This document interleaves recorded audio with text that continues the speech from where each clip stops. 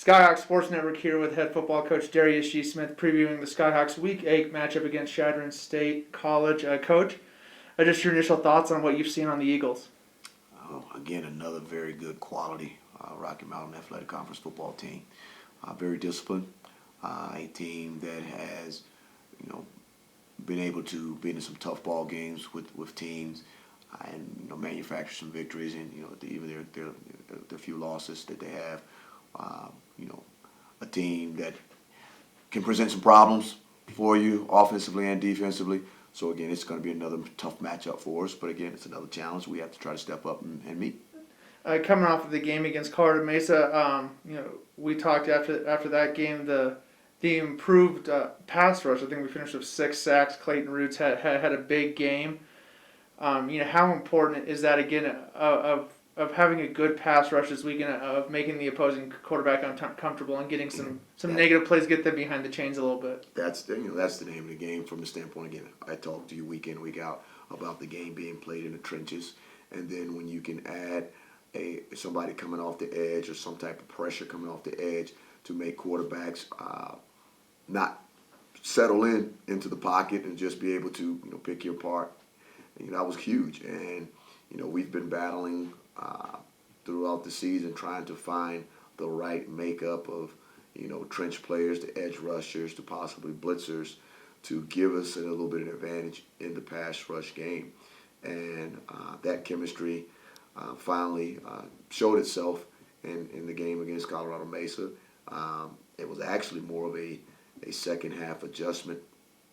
We thought about it, game plan was, experimented with it a little bit in the first half, but it was one of those things where when I talk with my defensive coaches, it was on the table to do, but we weren't sure how productive it would be if we just decided to live with that situation.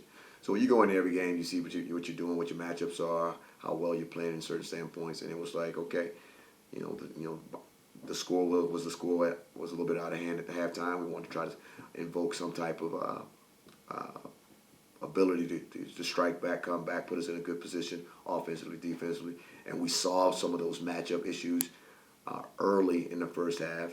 So that was the adjustment. The defensive coaches, we sat down quickly in that brief little time period we have together to talk as coaches before we go talk to the players and say, hey, this is where we saw us being able to be successful. If they stay with this particular lineup and we can keep our guys healthy with our lineup, this is where we need to go. This is where we need to come with the pressures and play with it from that standpoint.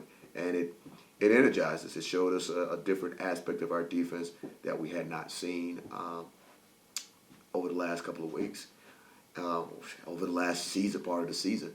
And probably the disadvantage to the casual fan of seeing that success from a coaching standpoint is, we as an offense, put our defense in short field too many times with some very costly turnovers, and we cannot fault them. That's fault them for that. That's bad team football. And every week we talk about trying to play good complementary football, offensively, defensively. So that's where we were with those situations. And it pivots into the offensive side of the ball. Had gone 3 straight weeks without the turnover bug getting us. They got us last week against Colorado Mesa.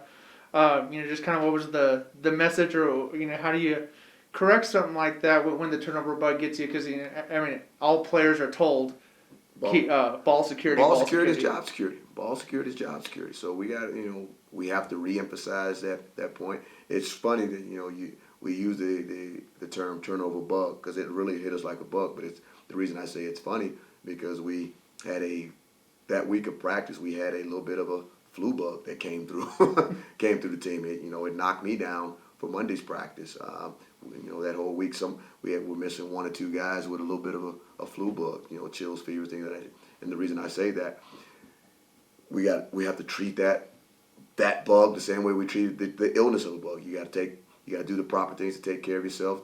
Take care of in this situation, take care of the football, and you have to shake it off. You have to go through that fever to the chills where it decimates, and that's what we got to do with this. It happened. We can't linger on it.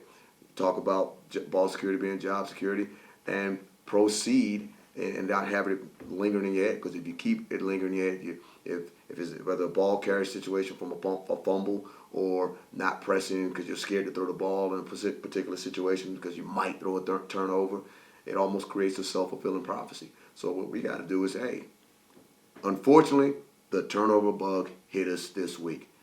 Let's take our items, do what we got to do, take care of the football, and proceed to the next contest as if it was an afterthought, and talk about it just like that flu bug came through. Is hey, he got a couple of our guys, but those guys were able to shake it off. Were able to play on Saturday. We're going to be able to shake that turnover bug off from this past Saturday and play this Saturday. Yeah. Obviously, besides the limiting the turnovers, what are some things that you guys have wanted to implement or work on offensively as the season's progressed? Because we've seen some games where Jeff and Manny in the backfield has ran well. We've seen some games where Dylan Holt and Zach Russell were really productive in the pass game, but just trying to get all those pieces firing at one time. Well, as much as you like to want those to fire off at one time and be collective as a unit, again, what we do offensively, what we're always trying to take advantage of matchups. So if the matchup better suits us in the run game, whether it be a particular front they run or a particular person in the line that we're running the ball against, we're going to take advantage of those. If coverage is an issue where we can fit some concepts in that they give to us, we're going to take advantage of it. If there's a matchup in the secondary, we're going to take advantage of it. So that's how those things unfold. We're never trying to force a square peg into a round hole. What we're trying to do is say, hey, that's advantageous for us. This is what we need to do. Let's execute that.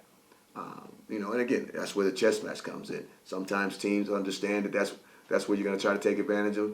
They set up a different scheme or maybe rock a different front or rotate a different coverage than you anticipate when you're preparing for them.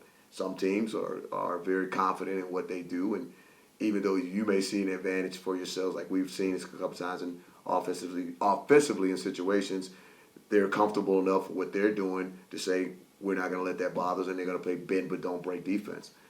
And if we're hot in the passing game, it's not because we're forcing it. It's because we're saying this is advantageous for us. This is what they're playing against us. This is what we want to take care of.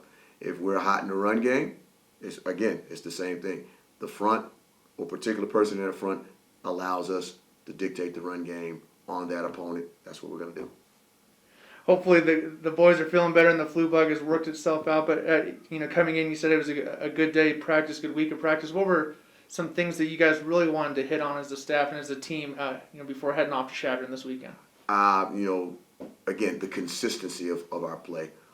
One of the things that with the adjustment that we made in the second half from a defensive standpoint, that sparked us a little bit. You can see a different energy about us.